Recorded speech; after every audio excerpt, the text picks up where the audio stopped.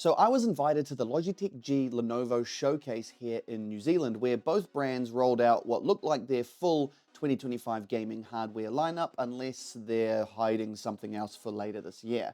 Not everything here was brand new, most of it had already launched or been revealed earlier in the year, but this was the first time, at least for me, it was all in one place. Laptops, towers, handhelds, even wearable gaming glasses, all lined up, all running side by side with Logitech peripherals. Walking through the event, it kind of hit me. It seems Lenovo's going through a bit of a midlife crisis, but in a good way, not the grow a mustache and start a YouTube channel kind of crisis, the fun kind, where you've been doing the same thing for years, so you keep doing that, but you also decide to shake it up. And from what I saw, it's actually working. Logitech, meanwhile, staying true to what it does best, refining, tightening, and perfecting. Nothing wild, nothing risky, and honestly, that actually made Lenovo's lineup stand out even more. It was different. It had personality, and most people there were interested in the things that were a little different, as mentioned. So, I thought you might be interested in what I saw, so let's get into it. Welcome to the Tech Shed. Let's start with Lenovo's Legion laptops, the part of the lineup that mostly played it safe, apart from one model that went full-on sci-fi, and that's the Legion 9i, the flagship of the range. Running an Intel Core Ultra 9 up to an RTX 5090 GPU and rocking an 18-inch 4K mini LED display that can switch into glasses-free 3D mode. Yes, that's hard to say, and yes, it's kind of weird. It uses dual lens eye tracking to shift the image for each eye, giving the illusion of real depth. Now, this laptop is powerful, it's polished, and it's just weird enough to remind you Lenovo's still got a Spark in its laptop range, but I'm not sure I liked it. I'm hoping to get a sample so I can test it out a bit more.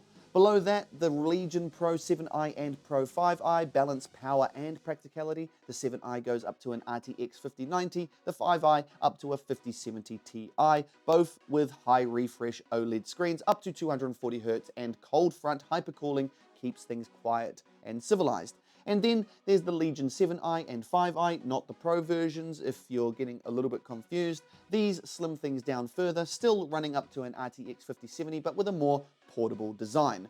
Most of the laptops played it safe with familiar designs, proven formulas, yet upgraded capabilities, but the 9i was the curveball that showed there's still some chaos left in that Lenovo system, and it was the most interesting. Then there were the handhelds, where Lenovo stopped being sensible and started having a little bit more fun. Now, I know these have been around for a while, but you can't deny they're pretty cool. Steam Deck competitor, the Legion Go S, features an 8-inch 120Hz display, AMD's Ryzen Z1 Extreme chip, and runs full Windows 11. But the one that actually turned heads was the new Legion Go 2, 8.8-inch with an 144Hz OLED screen, Ryzen Z2 Extreme chip, a larger battery, and detachable True Strike controllers. This was the highlight for me. One of these controllers you can actually switch into an FPS mouse mode, clip it into a small base, and it acts as a vertical mouse, giving you real optical tracking for first-person shooters and other games where I guess that works. Strategy games? I don't know. Granted, it's not brand new territory for Lenovo anymore, these handhelds, but they do still stand out. They've clearly committed to the handheld idea, refining it instead of walking away, and that says a lot about where gaming might be headed. I mean, just look at the success of the Steam Deck. Then there were the Legion glasses too, probably the least stylish thing in the room according to this gamer's tastes, but also one of the most interesting. They're basically a personal monitor you wear on your face. Surprise, surprise. Plug them into anything with a USB-C port like the aforementioned Legion Go, a laptop, even a phone, and you get what feels like an 126-inch virtual screen floating in front of your eyes. They use micro OLED panels to deliver sharp contrast and bright colors, but the image is visible only to you, so you can game or watch a movie in full privacy, even flat on your back without craning your neck or annoying anybody nearby. Set to compete with others like Xreal, Viture, TCL, and Rokid, it's a clear indication that the market is heating up, and it will be interesting to see where companies go with these gaming glasses. Lenovo also had its Legion Tower 7i and Tower 5i on show, the calm, responsible side of the lineup, up to an Intel Core i9 RTX 5080 GPU and a design built around easy upgrades and proper cooling. These were the rigs for people who've already been through the handheld phase or don't even want to touch the handhelds and just want something that works, mature, powerful, and quietly confident.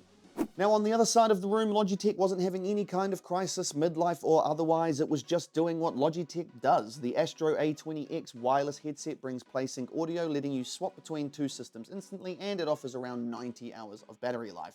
The G515 Lightspeed TKL keyboard comes with a 22mm low-profile design, tri-mode, connectivity, and Logitech's signature clean aesthetic. The Pro X Superlight 2C mouse stays true to form, 51 grams, new Hero 2 sensor, 95 hours battery life, and for racing fans, the RS50 racing wheel system, a direct drive base with up to 8 nanometers. I'm not a race car driver of torque, you'll know what I mean by that, and modular controls were all on show. Now, Logitech wasn't chasing trends, it was just doubling down on what already works, the steady hand in a room full of experimentation.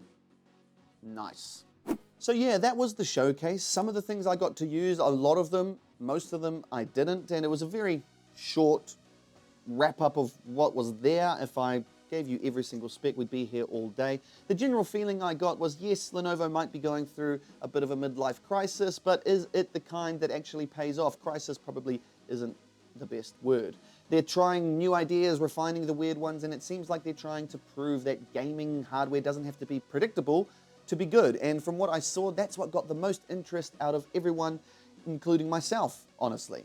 Meanwhile, Logitech's just quietly nailing what it's always done, the polished, reliable side of the setup that never needs to shout to get attention. So yeah, if this is what a midlife crisis, again, crisis probably not the right word, looks like, maybe it's exactly what the industry needs. What do you think? Do you like experimentation? Are you interested in the handhelds, the glasses, and a laptop with a 3D screen? Or do you prefer the classic incremental upgrades with a bit of refinement, keeping that winning formula the same? Let me know in the comments. I'd love to hear your opinions. I hope to get some of these products to review, so why not hit that subscribe button? Thanks a lot for watching, and I'll catch you in the next one.